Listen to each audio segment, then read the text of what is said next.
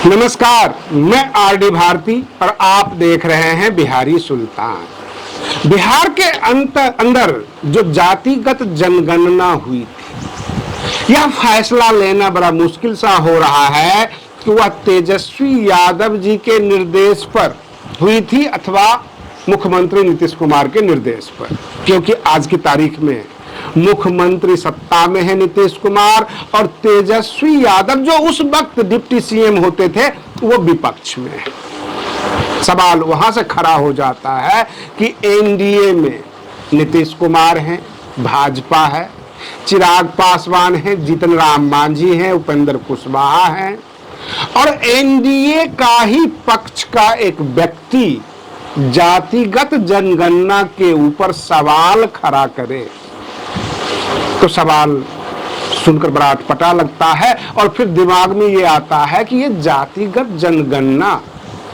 किसके आदेश पर हुआ था? नीतीश कुमार के आदेश पर या तेजस्वी यादव के आदेश पर? क्योंकि नीतीश कुमार तो चिराग पासवान के साथ हैं, एनडीए के घटक दल हैं और कोई आदमी अपने ही गठबंधन के ऊपर सवाल कैसे खड़ा करेगा? चिराग पासवान जातिगत जनगणना के ऊपर सवाल खड़ा करते हैं, संदेह करते हैं। राहुल गांधी जी अगर संदेह करते हैं तो हम ये मान लेते हैं कि राहुल गांधी जी कांग्रेसी हैं, कांग्रेस अध्यक्ष रह चुके हैं, नेता प्रतिपक्ष हैं और सत्ता पक्ष में कमी निकालना उनकी नैतिक जिम्मेदारी है। हर बात में वो कमी निकालेंगे। लेकिन चिराग पासवान अगर एनडीए की सरकार में जो लोग बैठे हुए हैं उनमें कमी निकाल दे, उनके कार्यक्रम में कमी निकाल दे, तो फिर ये चिंता का विषय है कि नीतीश कुमार ये कहते हैं, ये श्रेय लेते हैं कि जातिगत जनगणना तो हमने करवाई, ये नीतीश कुमार ने कहते हैं और नीतीश कुमार करवाए जी। नौकरियां हमने बांटी।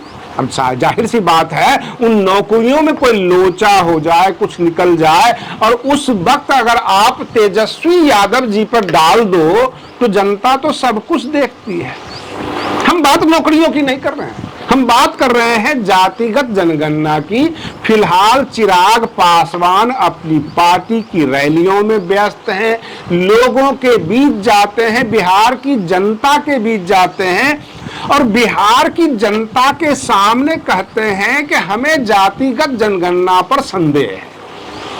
हो सकता है पासवान जाति को कुछ कम करके दिखाया गया हो, लेकिन सबसे ज्यादा तो यादव जाति को दिखाया गया और नीतीश कुमार यादव जाति से नहीं है, वो कुर्मी है और कुर्मी को ज्यादा दिखाया जाता, यादव को ज्यादा दिखाया जाता तो ऐसा लगता है कि डिप्टी सीएम और सीएम दोनों मिलकर घालमेल करके एक बनावटी जातिगत जनगणना किया हो।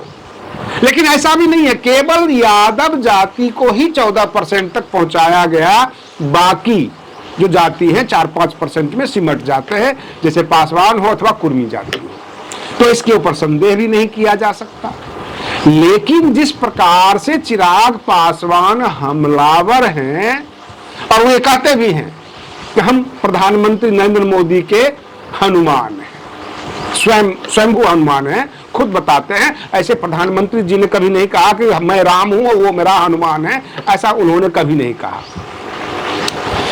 कहीं ये हनुमान इस बार नीतीश कुमार की लंका पूरी तरह से उजाड़ने की तैयारी में तो नहीं है। 2020 में ऐसा लग रहा था उस चुनाव में कि सत्ता का परिवर्तन हो जाएगा, तेजस्वी यादव सत्ता में आ जाएंगे, मुख्यमंत्री बन जाएंगे, लेकिन ऐसा नहीं हुआ, होते होते रह गया। अब इस बार जिस हिसाब से चिराग पासवान हमलावर हैं और कमी निकाल रहे हैं सत्ता पक्ष में, यानी नीतीश कुमार के सरकार में, सबसे बड़ी समस्या एक और है। जो भाजपा, जदयू और जितने भी उनके टीम के एनडीए के घटक दल हैं, वो मुद्दा जब भी निकालते हैं वो तो सरकार के खिलाफ चली जाती है। अब सवाल ये उठता है कि भाजपा जो है इमरजेंसी के दौर को गिना रही थी और बिहार के जो चिंतक हैं वो ये कहते हैं कि भैया इस बिहार की शक्ल सूरत देखो, नसबंदी से लेकर नशाबंदी तक का ये 50 साल का सफर है और बिहार में कुछ नहीं बदला। बिहार में वही भ्रष्टाचार है, जगह जगह लोग पकड़े जाते हैं, नशाबंदी जो है पूर्ण रूप से कायम नहीं हुआ, होम डिलीवरी होती है, घर तक शराब पहुंचती है, बहुत सारे आरोप लगाए जाते हैं।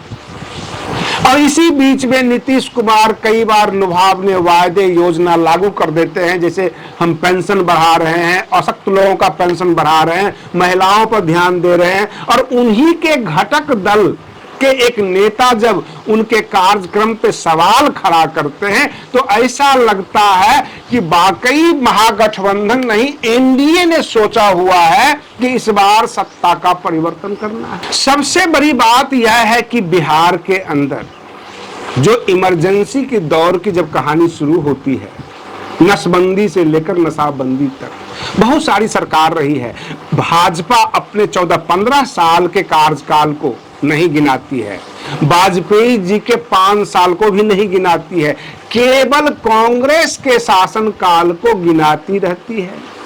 अभी भी भाजपा हमेशा यही कहती है कि नेहरू खानदान के लोग राष्ट्रीय अध्यक्ष रहे, जबकि अब भाजपा में भी राष्ट्रीय अध्यक्ष नव नियुक्त करने के लिए जो उसमें नया जो नियुक्ति होगी उस पर संशय बना हुआ रहता है कि कब चुनाव होगा और कब भाजपा का नया राष्ट्रीय अध्यक्ष मिलेगा, इस पर संशय बन जाता है। लेकिन कांग्रेस का वो गिना देते हैं, कांग्रेस के कार्यकाल को वो गिना देते हैं।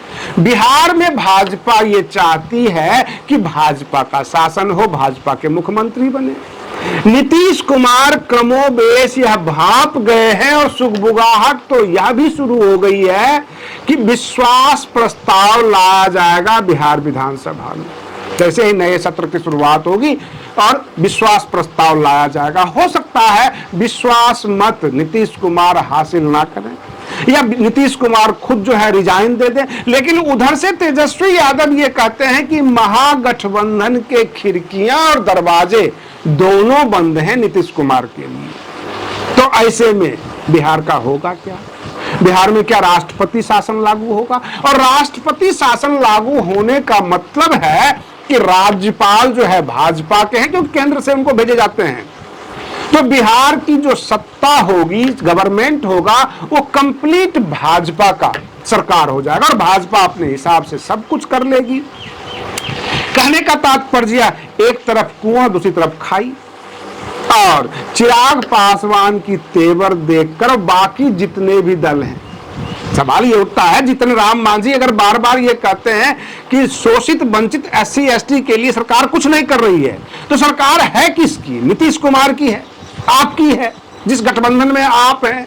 भाजपा के आप मंत्री हैं, केंद्र में मंत्री हैं और सरकार काम नहीं कर रही है। चिराग पासवान कहते हैं जातिगत जनगणना पे हमें संदेह है, इसमें हेराफेरी है। तो सारे ब्लेम, सारे आरोप तो घूम फिर कर नीतीश कुमार पर ही जाते हैं।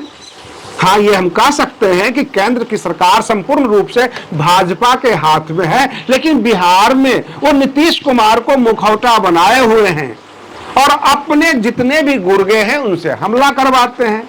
आखिर सत्ता परिवर्तन होगा तो सत्ता में आएगा कौन? ये सबसे बड़ा सवाल है बिहार की जनता के सामने, और बिहार इस परिस्थिति से कैसे उभरेगा। आज के लिए बस इतना ही। आप बने रहिए बिहारी सुल्तान चैनल पर। हम फिर मिलते हैं अगले वीडियो में, तब तक के लिए धन्यवाद।